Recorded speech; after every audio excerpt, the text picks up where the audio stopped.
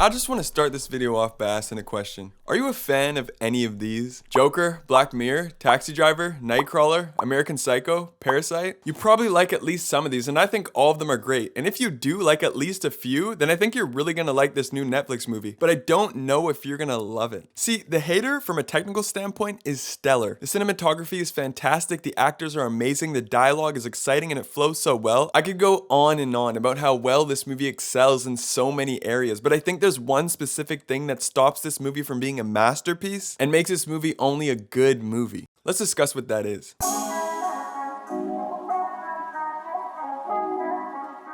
Alright, like I said before, I really enjoyed The Hejter. It's like one of my favorite movies this year, but the really big issue that just totally hinders this movie is the pacing. Let's just get this straight first. This film starts out awesome. We get introduced to a character who's going through a series of challenges in his life that we can really empathize with. Every actor is killing it. The dialogue is super sharp. Every shot is beautifully arranged. The script is going great at this point. Scenes are always moving and the content is interesting. It also feels like the camera never takes a pause. It's always panning somewhere new. So it's always exciting. However, once you get about an hour into this film, it really starts to lose steam. I kept asking myself, why is this getting boring? Everything looks really well done. I don't understand. But I watched the movie a second time and I have a series of reasons why. And I'm gonna keep this video spoiler free in case you haven't seen it. My first and biggest reason is that halfway through, the film loses focus on one big question. Who is our main character? And let me speak on that. I know a lot of people are gonna compare this movie to Joker because Joker was the last big movie to star a character whose life isn't going fantastic, and to cope with being at rock bottom, he starts to lose compassion for others. But I definitely think Joker is the superior film, as well as Nightcrawler and Taxi Driver, and I'll tell you why. The Hejter is a good 2 hours and 16 minutes. Joker clocks out at 2 hours and 12 minutes. Taxi Driver is 154, and Nightcrawler is 157. So they're all around the same length, but I think there's one thing that these three films do much better than The Hejter. They focus much closer on who the main character truly is as a person, rather than simply focusing on the antics that the character is up to. One example in Taxi Driver is we see De Niro, Travis Bickle, developing this odd level of empathy and compassion with this young prostitute, Jodie Foster's character. He feels bad for her and doesn't really know who she is, which is intriguing and also teaches us something totally new about who this man truly is. And we start to figure out, wow, there's actually a hero deep down in this guy who we thought was totally taking a turn for the worse. Joker tells his story not only through direct plot, but also through art with a series of dance sequences that symbolize his transition. The movie also gives us these extremely personal moments with no dialogue that teach us more and more about what is going on through Arthur Fleck's head. And finally, in Nightcrawler, we get a heavy-handed amount of dark humor and a shocking amount of charisma from Louis Bloom. He's a really fascinating guy where you simply can't take your eyes off of him from start to finish and can't wait to hear what he has to say next. That movie showcases the power of personality. You want to learn more about the way his mind works because his values are so extreme, yet they're incredibly consistent. I'm gonna keep this video spoiler free like I said before, but I think the whole yellow hands thing could have been totally cut out and we could have just jumped right into the election. And it's hard for me to say these things because the yellow hands part of the movie was exciting and excellently done, but it just didn't serve the main plot enough to be there. And there's one aspect to the movie which I think a lot of people can agree is the most draining: the video game parts. At first I thought the idea was cool. People can use video games as a tool to disguise themselves, but so quickly you get bored of it because these video game characters have no life to them. Even the character who's being manipulated by the game is not a very interesting character. He was definitely the least interesting character in the film, and in the second half of this film, a lot of the story is focused on him. Overall, I just think The Hejter's biggest downfall was that it gave way too much time to showcase the manipulative antics of our main character, and really lost focus on digging deeper into who this guy truly is. I know he's desperately seeking approval and purpose, but you learn that in the first 40 minutes. So to me, either make the movie shorter or teach us more about him. I'm gonna give The Hejter